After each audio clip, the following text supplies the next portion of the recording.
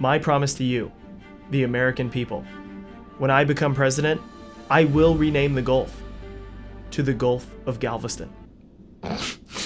When I posted this meme/map, I did not expect this to resonate with so many Galvestonians. So here are a few reasons why the Gulf should be renamed to the Gulf of Galveston. If you don't know me, my name is J.R. Shaw, and I have a podcast and video series called Galveston Unscripted, and I try to educate and entertain people on the history of Galveston. And for this video, it is one of my least serious ideas.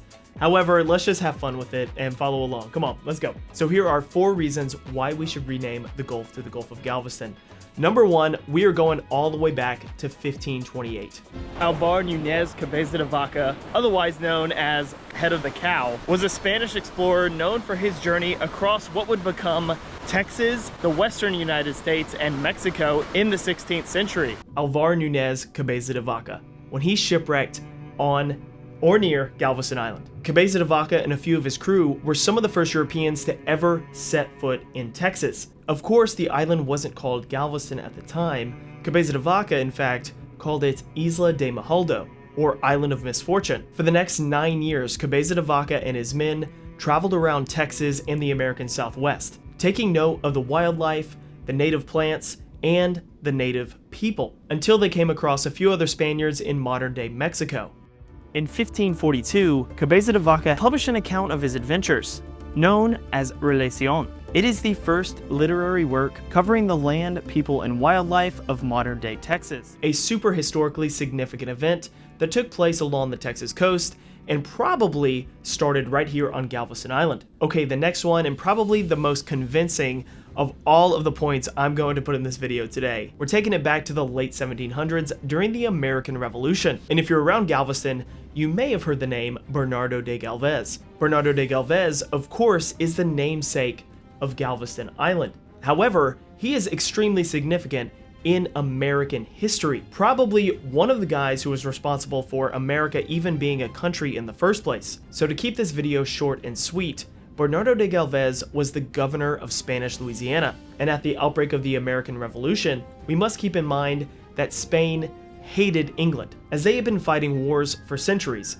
and would have conflicts through the next century. So during the American Revolution, most Americans, like me, believe that most of the fighting took place in those original 13 colonies, like New York, South Carolina, Georgia, all the way up and down the coast. But Spain and Bernardo de Gálvez had other plans. Spain and Bernardo de Gálvez were key in assisting the colonies defend the Gulf Coast. Gálvez also helped the rebelling colonies by sending supplies and food, mainly cattle, shipping a lot of it from Spanish Texas into New Orleans and up into the colonies. And a major campaign was started by Gálvez called the Gulf Coast Campaign, where he essentially drove the British out of the Gulf Coast, fighting battles against the British from Louisiana all the way to modern-day Florida. And during one of these battles, the Spanish captured a British ship called the HMS West Florida and renamed that vessel the Galvez Town. As a Spanish military leader,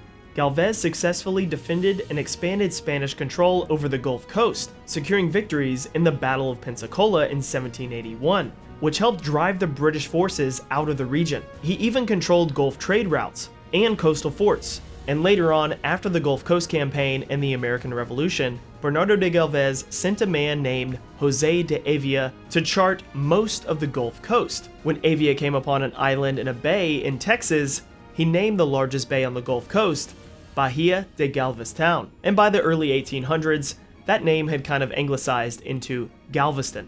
But Galveston Bay and Galveston Island are named after the significant efforts of Bernardo de Gálvez. Needless to say, without Gálvez defending the Gulf Coast and providing the supplies, the colonies would have had a much harder time winning the American Revolution. Gálvez was so appreciated that he received thank you letters from people like George Washington and other founding fathers, and was truly an American hero. But you don't have to believe me.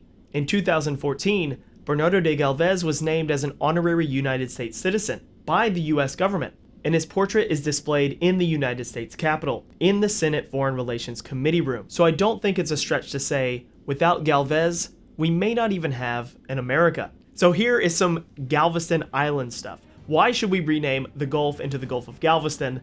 based on just things happening on Galveston Island. Well, as you probably know, Galveston was one of the most significant ports in the Republic of Texas and the United States throughout the 1800s, not only by the amount of cargo that was passing through the Port of Galveston every single day, but by how the Port of Galveston transformed most of the western United States. Galveston ranks second in terms of numbers of people coming through a port of entry into the United States, second only to Ellis Island in New York. If you've been following my content for a while, you may know that the state of Colorado and Galveston have a tight connection, especially the largest city and capital of Colorado, Denver, Colorado, the mile-high city, Queen City of the Plains, 5,280 feet above sea level and over 1,000 miles away from Galveston Island. But it doesn't stop there.